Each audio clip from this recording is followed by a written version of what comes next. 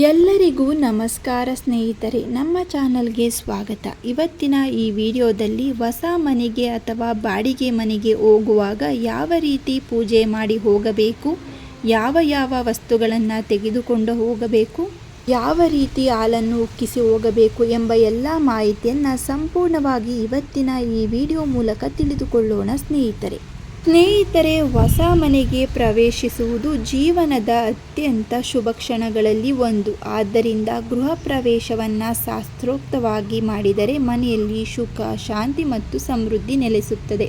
ಸ್ನೇಹಿತರೆ, ಹೊಸ ಮನೆ ಅಥವಾ ಬಾಡಿಗೆ ಮನೆಗೆ ಪ್ರವೇಶ ಮಾಡುವಾಗ ಸರಳ ಹಾಗೂ ಶಾಸ್ತ್ರೋಕ್ತವಾದ ಗೃಹ ಪ್ರವೇಶವನ್ನು ಮಾಡುವುದು ಆ ಮನೆಯಲ್ಲಿ ಸಕಾರಾತ್ಮಕ ಶಕ್ತಿ ಮತ್ತು ನೆಮ್ಮದಿಯನ್ನು ತರುತ್ತದೆ.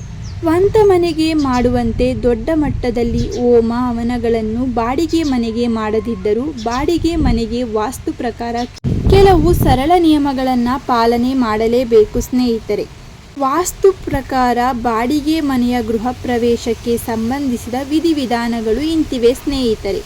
ಮುಹೂರ್ತದ ಆಯ್ಕೆ, ದಿನ ಹಾಗೂ ನಕ್ಷತ್ರ. ಅಮಾವಾಸ್ಯೆ, ಗ್ರಹಣ ಅಥವಾ ರಾಹುಕಾಲದ ಸಮಯದಲ್ಲಿ ಮನೆ ಬದಲಾಯಿಸಬೇಡಿ. ಸೋಮವಾರ, ಬುಧವಾರ, ಗುರುವಾರ ಮತ್ತು ಶುಕ್ರವಾರಗಳು ಮನೆ ಪ್ರವೇಶಕ್ಕೆ ಅತ್ಯಂತ ಶುಭ ದಿನಗಳಾಗಿವೆ. ಶುಭ ಸಮಯಗಳು: ಸಾಧ್ಯವಾದಷ್ಟು ಬೆಳಗಿನ ಜಾವ ಅಥವಾ ಸೂರ್ಯೋದಯದ ಶುಭ ಮುಹೂರ್ತದಲ್ಲಿ ಹೊಸ ಮನೆಗೆ ಪ್ರವೇಶ ಮಾಡಿ. ಮೊದಲು ತರಬೇಕಾದ 4 ಪ್ರಮುಖ ವಸ್ತುಗಳೆಂದರೆ ಹೊಸ ಬಾಡಿಗೆ ಮನೆಗೆ ಅದೃಷ್ಟ ಮತ್ತು ಸಮೃದ್ಧಿಯನ್ನು ತರಲು ನೀವು ಮೊದಲು ಖಾಲಿ ಕೈಯಲ್ಲಿ ಹೋಗದೆ ಈ ವಸ್ತುಗಳನ್ನು ತೆಗೆದುಕೊಂಡು ಹೋಗಿ. ಅಕ್ಕಿ, ಅಕ್ಷತೆ. ಅನ್ನಪೂರ್ಣೇಶ್ವರಿಯ ಸಂಕೇತವಾಗಿ ಮೊದಲು ಅಕ್ಕಿ ತುಂಬಿದ ಪಾತ್ರೆಯನ್ನು ಮನೆಗೆ ತೆಗೆದುಕೊಂಡು ಹೋಗಬೇಕು. ನೀರು ತುಂಬಿದ ಕಳಶ. ಗಂಗಾದೇವಿಯ ಅನುಗ್ರಹಕ್ಕಾಗಿ ತಾಮ್ರ ಅಥವಾ ಹಿತ್ತಾಳೆ ಬಿಂದಿಗೆಯಲ್ಲಿ ನೀರನ್ನು ತುಂಬಿಸಿ ತರಬೇಕು. ದೇವರ ಫೋಟೋ ಅಥವಾ ವಿಗ್ರಹಗಳು. ಕುಲದೇವತೆ ಅಥವಾ ಗಣೇಶನ ಫೋಟೋವನ್ನು ಮೊದಲು ಕೊಂಡೊಯ್ಯಬೇಕು.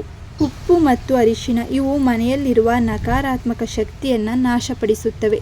ಗೃಹ ಪ್ರವೇಶದ ಸರಳ ಪೂಜಾ ವಿಧಾನ. ಮೊದಲು ಮನೆಯನ್ನು ಸ್ವಚ್ಛಗೊಳಿಸಿಕೊಳ್ಳಿ. ಮನೆಗೆ ವಸ್ತುಗಳನ್ನು ಸಾಗಿಸುವ ಮುನ್ನ ಇಡೀ ಮನೆಯನ್ನು ನೀರಿನಲ್ಲಿ ಸ್ವಲ್ಪ ಕಲ್ಲುಪ್ಪು ಹಾಕಿ ತೊಳೆದು ಶುದ್ಧೀಕರಿಸಿಕೊಳ್ಳಿ. ಹೊಸ್ತಿಲು ಪೂಜೆ. ಮನೆಯ ಮುಖ್ಯ ದ್ವಾರಕ್ಕೆ ಅರಿಶಿಣ, ಕುಂಕುಮ ಹಚ್ಚಿ ಹೂವಿನಿಂದ ಅಲಂಕರಿಸಿ ಪೂಜೆ ಮಾಡಿ.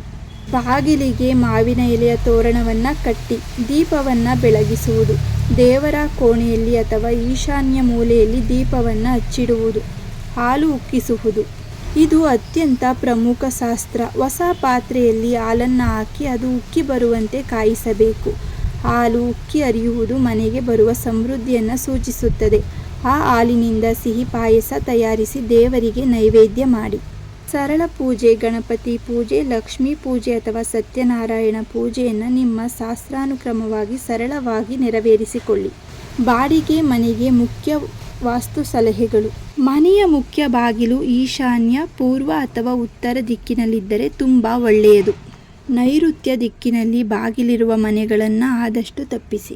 ಅಡುಗೆ ಕೋಣೆಯು ಆಗ್ನೇಯ ದಿಕ್ಕಿನಲ್ಲಿರಬೇಕು. ದೇವರ ಕೋಣೆಯು ಪೂಜೆ ಮಾಡುವ ಸ್ಥಳವು ಮನೆಯ ಈಶಾನ್ಯ ಮೂಲೆಯಲ್ಲಿದ್ದರೆ ಧನಾತ್ಮಕ ಶಕ್ತಿ ಹೆಚ್ಚಾಗುತ್ತದೆ. ಮುಖ್ಯವಾಗಿ ಗಮನಿಸಲೇಬೇಕಾದಂತಹ ವಿಷಯಗಳು: ರಾಹುಕಾಲ ಮತ್ತು ಯಮಗಂಡ ಕಾಲವನ್ನು ಸಾಧ್ಯವಾದಷ್ಟು ತಪ್ಪಿಸಿ. ಮೊದಲ ದಿನ ಮನೆಯಲ್ಲಿ ದೀಪವನ್ನು ಆರದಂತೆ ನೋಡಿಕೊಳ್ಳಿ. ಮನೆಗೆ ಪ್ರವೇಶಿಸಿದ ನಂತರ ಮೊದಲು ನೈವೇದ್ಯವನ್ನು ದೇವರಿಗೆ ಅರ್ಪಿಸಿ. ಬಾಡಿಗೆ ಮನೆಯಲ್ಲಿ ದೊಡ್ಡ ವಾಸ್ತು ಹೋಮ ಕಡ್ಡಾಯವಲ್ಲ. ಕುಟುಂಬ ಸಂಪ್ರದಾಯ ಮತ್ತು ಪುರೋಹಿತರ ಸಲಹೆಯಂತೆ ಸರಳ ಪೂಜೆಯನ್ನು ಮಾಡಿಕೊಳ್ಳಿ.